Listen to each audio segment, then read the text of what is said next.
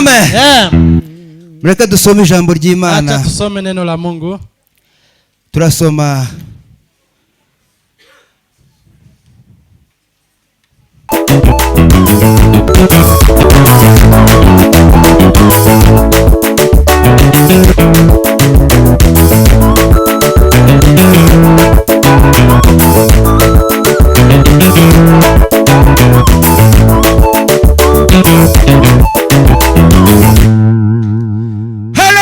Haleluya. reka pasa senge. Acha paseo. Nitumara tuvugisha. Ili tuombe. Baba we. Uhimbazwe. Baba we. Ushigiwe hejuru ibihe byose. Mana duciye bugufi kugira ngo ijambo ryawe ryubake imitima. Aho imitima yatendebukiwe, imitima yabaye ibirimarima. Yesu turasaba kugira ngo ijambo ryawe nitabaza rimurika cuza umwijima ngo rigakesha ijoro. Mana turasaba kugira ngo ubwiza bw'Imana aribwo bukomeza kuvugirira muri ano materaniro. Duturize munsi y'ukuboko gukomeye kugira ngo ijambo ryawe ribashe kuduhindura icyuma cyawe, ribashe kuduhindura ubwoko bwawe. Mwami Yesu, ijambo ryawe riduhindure icyaremwe gishya. Turaguhimbaje kukugira neza, turaguhimbaje kukushobora byose, icyubahiro no gukomera n'ibyawe iteka ryose, mu izina rya Yesu Kristo. Amen. Amen. Mreka dusome mu gitabo cy'abacamanza. Acha tusome katika kitabu cha Waamuzi Ibice 11 ku murongo wa 5. 11 na haya yake ya 5. Haravuga ngo nuko Abamori bakibarwanya, abakuru b'Igereyadi batuma kuri Yefuta ngo acikuke ave mu gihugu cy'Itobu. Baramubwira bati ngwino ube umugaba wacu tubone ko turwana n'Abamoni. Amen. Bwana asifiwe. Asifiwe Yesu. Turashima Imana ko tubonye umwanya. Tunashukuru Mungu kwa kuwa tumepata nafasi. Ntabwo ari bisanzwe. Si kawaida. Hari benshi batabonye umwanya. Kuna wale wakupata nafasi. Ariko twe tubonye umwanya dushimye Imana. Lakini sisi tumepata nafasi, tunamshukuru Mungu. Twongere dusome Abacamanza igice 11. Acha tusome tena ku murongo wa 12. Waamuzi ibice 12. Ibice 12 ku murongo, tutangire ku murongo wa mbere. 12 ku murongo wa mbere. 12 haya yake. Abefurayimu baraterana baja ikasikasi, bazimuza Yefuta bati niki cyatumye uja kurwana n'Abamoni, ntudutabaze tuzagutwikira mu nzu. Atukuze baba. Amen. Ndagenda nsimbuka kubera ko umwanya ari muto. Taenda nikiruka kwa sababu muda ni kidogo. Ndagenda nsimbuka kubera ko umwanya ari muto. Tugere kuri 4. Aravuga ngo nuko Yefuta ateranya ingabo zose z'Igereyadi barwana n'Abefurayimu, Abanyagereyadi barabica kuko babacuriye ngo mwabanyegereyadi mwe muri abacitse, mwavuye mu muryango wa Efurayimu no mu wa Manase. Abanyegereyadi bahera ko bategera Abefurayimu mu byambu bya Yorodani, maze impunzi yose ya Efurayimu yahagera ikabasaba ngo yambuke. Bakayibaza bati uri umwe Efurayimu? Yabasubiza ati oya. Bakayibwira bati ngaho vuga ngo Shiboreti, nayo ikavuga ati Siboreti, kuko idashobora kurishitsa neza. Bagahera ko bakayifata bakayicira muri ibyo byambu bya Yorodani. Ico gihe hapfa Abanyefurayimu inzovu 2, inzovu 4 n'ibihumbi 2. Amen. Nsomye ndio jambo. Tumesoma neno hili mu cy'Abacamanza. Kwa kitabu cha Waamuzi. Mu byukuri kwa kweli ntabwo twari tubyiteguye neza cyane. Kwa tunajiandaa vizuri. Ariko kubera ko Imana ituboneye umwanya turavuga. Kwa Mungu ametupea nafasi tukaongea ile Mungu yaduhaye. Ametupea. Nagerageje kuganira kuri iri jambo. Nimefikiria kwa neno hili. Somye umutwe w'ijambo uravuga ngo Abefurayimu bagirira ishari Abanyegereyadi. wakafikiria vibaya kwa wengine. Abefraimu Wa Efraimu bagiriye ishari abanyegereyadi. wamefikiria vibaya wa Gileadi. Abanyegereyadi, Wa Gileadi, Israeli yagize ibibazo. Israeli imekuwa Yagize ibibazo baterwa n'abanyamahanga. Wakashambuliwa na Batewe n'abanyamahanga, wakashambuliwa na watu wengine. biba ngombwa ko biyambaza wakaalika Yefuta.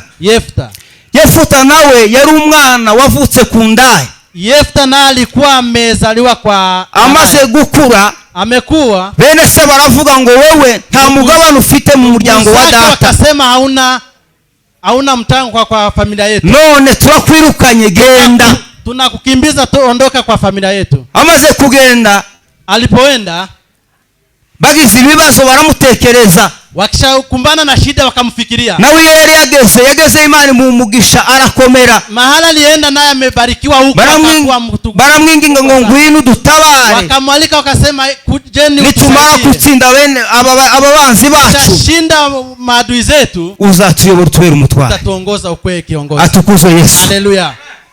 Ndashaka kuvuga hejuru y'ishari. Nataka kuongelea juu ya fitina. Ndashaka kuvuga hejuru y'ishari. Nataka umunyeshari mwenye fitina. Nimara mvuge ibintu biranga umunyeshari, nimara mvuge n'ingaruka z'inyizi ishari, nitumara tuje mu bwami bw'Imana. Sema na ubaya wa Atukuzwe Yesu. Haleluya. Yefuta amaze kumva ayo makuru, Yefuta aliposikia mambo haya, aravuga ngo abantu banyirukanye, akasema watu wamenifukuza, nigute bongarura ngo mbafashe kurwana, wanaweza kanirejesha aje ili niwasaidie. Aravuga ngo hari wenda washaka kunyica, inawezekana wanataka kuniua. Niyo yahize umuhigo w'Uwiteka. Hapo ndiye kuongelea moyoni mwake, Imana iramufasha aratsinda, akashinda. Amare gutsinda, aliposhinda, bene wabo baraza baramurwanya, ndugu zao wakampiga. Abefraimu baraza baramurwanya, Efraimu wakuja kumpiga. Baravuga ngo wakasema, nigute wewe wagiye gutera utatubwiye? Wewe ni aje umeenda aje kupigana bila nigute uja mu masengesho utatubwiye? Umeenda kwa maombi na kutuambia. Nigute wewe utera korasi tutakubwiye? Kwa nini wewe unaimba bila kukuambia? Wewe nigute uyobora ibiti bitatu twe tudafite na kimwe? Wewe kwa nini unaongoza idara tatu sisi hatuna? Atukuze Baba. Atukuzwe Yesu. Nigute uzara abahungu n'abakobwa twe ntabo dufite? Kwa nini wewe unazaa wavulana na wasichana sisi hatuna? Nigute tubona maendeleo yabakomeza twe ntabyo dufite? Kwa sababu wewe nini, kwa jua nini wewe unaendelea mbele sisi hatujaendelea mbele? Atukuzwe Baba. Bwana Yesu asifiwe. Hari abantu bagiriwe ishari. Kuna watu wamekuwa na, tuvuze kuri Yosefu, tukisema Joseph, bene se bamugiriye ishari, ndugu zake wamemukana, baramugurisha mu banyamahanga, kamuuza kwa mataifa, ariko Imana iramutabara, lakini Mungu akamuinua, Imana iramuzamura, Mungu akamuinua, Imana imuhindura amateka. Mungu akamgeuza. Bari abamugiriye ishari, wale walikuwa wamekuwa bakorwa n'isoni, wakakuwa na haya. Atukuzwe Baba. Atukuzwe Yesu.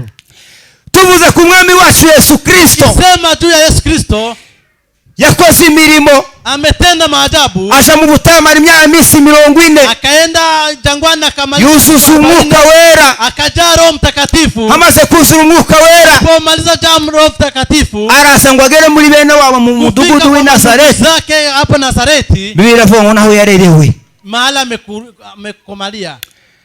Ageze muri bene wabo, amefika kwa ndugu zake, bene wabo bamuhereza igitabo ngo abwirize. Ndugu zake wakampea Bible ahubiri. Asoma mu gitabo cy'umuhanuzi Yesaya, akasoma katika nabii Yesaya, aravuga ngo umwuka w'Uwiteka ari kuri jewe, Roho wa Mungu ako juu yangu. Atukuzwe Baba.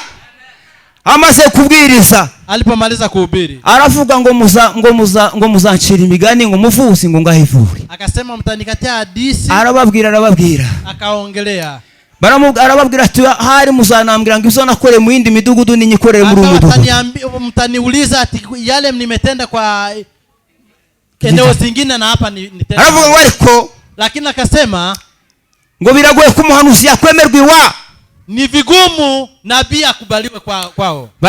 Bararakara cyane, wakahuzunika sana, baravuga ngo reka tumufate tumutembagaze mu manga. Wakasema acha tumchukue tumwangushe. Bagiye kumutembagaza mu manga, karibu amwangushe, abacha mu myanya y'intoka arabacika. kidogo kaenda.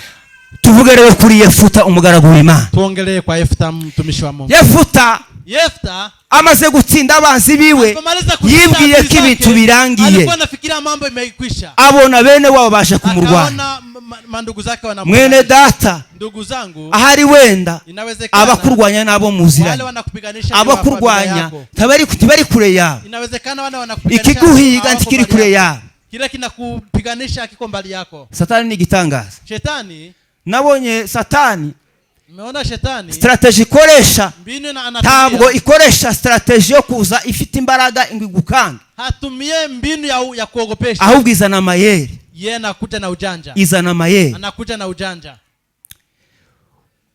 Umuntu w'umunyeshari, Mtu mwenye fitna, ngo ni imitekerereze, mafikiri yake, ngo nyirayo yifuza kugira ibintu, yeye anafikiria kuwa na vitu mingi, ngo ndetse yabona ngo umuntu afite ikintu ngo akumva ko ngo yokimwaka, mwingine ako na kitu chenye hana, anafikiria kumpokonya. ngo umunyeshari ni wabo wundi ubona abantu utifuza ko abandi botera imbere. Yule mwenye fitna apende wengine waendelee. Nimba ubona abantu batera imbere ukumva umutima urakuriye umunyeshari. Unaendelea mbele unakusikia fitna. Umunyeshari yifuza ko abandi bogira ibyago. Yule mwenye fitna anafikiria mabaya kwa wengine. Kandi umunyeshari yule mwenye fitna niwe uzara umurozi, yeye ndiye anazaa, niwe uva mu mwicanyi. yeye ndiye anakuwa bene data murwanye ishari, mupiganishe fitna. Atukuzwe Baba. Haleluya. Ahimidiwe Baba. Haleluya. Mureke dukurikire umwami Yesu. Wote tufuate Mungu wetu. Petero yaranditse aravuga ngo, Petro ameandika, mwebwe mwamukunze mutamuzi, nyinyi mwamwizeye mutaramubona, mkamwamini hamjamubona, wasigaye mubikiwe ikamba ry'izahabu. mnawekewa taji la uzima. Jambo ry'Imana ravuga ngo, neno la Mungu usema ngo tubikwe ikamba ry'izahabu, mmewekewa taji la uzima, ngo ritabasha kugashuka, hiyo haiwezi ngo ritabasha kwandura, haiwezi kachafuka, ngo ritabasha gushira, haiwezi kaisha. Bwana sifiwe sana. Asifiwe Yesu. Atukuzwe Baba. Asifiwe Yesu. Tugire gutya Yesu. Tuinue mikono kwa Yesu. Kurahunyiza muri ino mbeho wa? Unasinzia kwa baridi. Tugire gutya. Ko bazaga bavuga ngo cyuya cyabaye abantu bahunyije. None uhunyije gute? Imekuwa watu wasinzia lakini wewe. Cyangwa ino jambo ntigiye tumuntu adahunyiza. Wala hii neno haiwezi hata mtu wenga wa mufurero nukuri. Unakuwa kama yule. Mwene wacu wavuze ngo, amesema hivi. Sinzi ukuntu yavuze muri rurimi nyere sinduzi. Mimi sijui hiyo. Yesi jambo ryo tumuntu adahunyiza. Amesema mtu alikuwa anahubiri akasema hiyo neno akona neno. Haleluya. Atukuzwe Baba. Tukuke Yesu. Tureke ishari. Tuache fitna. Ntabwo aricyo twahamagariwe. Hatukuitiwa hiyo. Twahamagariwe gukorera Imana. Tumeitiwa kumtumikia Mungu. Kandi ritangira buhoro buhoro. Inaanza polepole. Ritangira buhoro buhoro. Inaanza polepole. Rikagenda rikura. Naenda ikikua. Atukuzwe Yesu. Atukuke Yesu. Ngaruka z'ishari. Ingaruka z'umunyeshari. Madhara ya fitna. Ngo abura umutuzo mu mahoro mu mutima wiwe. Hana amani rohoni mwake. Abura umutuzo mu mutima wiwe. Hana amani rohoni mwake. Abura umutuzo mu buzima bwiwe. Hana amani maishani mwake. Abura umutuzo yaba yicaye akabura uko yifata. Yeye anakosa jinsi atajishika. Atukuzwe Baba. Haleluya. Ninasababisha hiyo mambo. Bene data.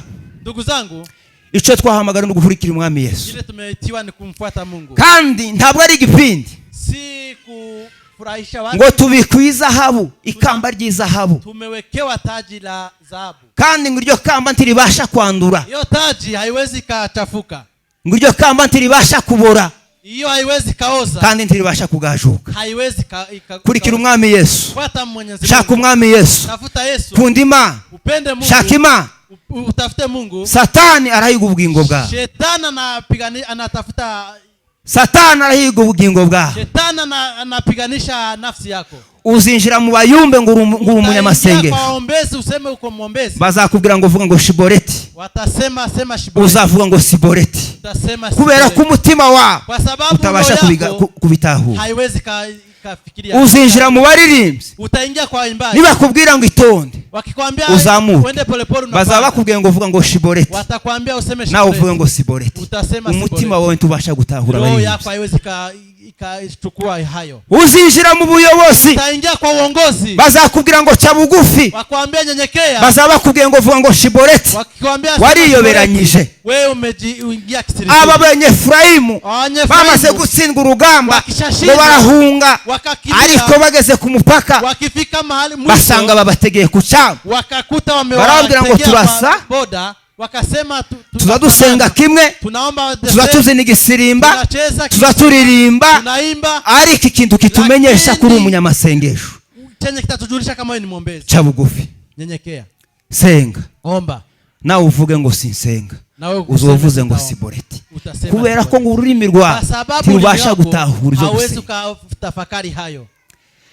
Bariyoberanyije, wamejinga kisirisiri, bababwiye ngo turabatahura ku kintu kimwe gusa, wakasema tawajua kwa neno moja tu. Mugabo w'Imana Yuda aranditse ngo ameandika hivi, bene data, ndugu zangu, harabije rwihishwa baje gutata umudendezo wabe, baje gutata umudendezo wacu, baje gutata umudendezo wacu, ariko icyo tuzobatahuriraho, tuzobabwira ngo muvuge, tutawaambia muombe siboreti. Nawe uvuga ngo siboreti, useme siboreti. Vuga ngo siboreti mwene data, sema siboreti ndugu yangu, nawe ngo siboreti, na wewe useme siboreti. Senga, omba, ngo sinsenga, unasema turagutahuye, tumekujua. Atukuse, haleluya. Ririmba, imba, ngo sindirimba, sitaimba, turagutahuye, tumekujua. Jambo ry'Imana ribafashe. Neno la Mungu liwabariki. Amen. Amen.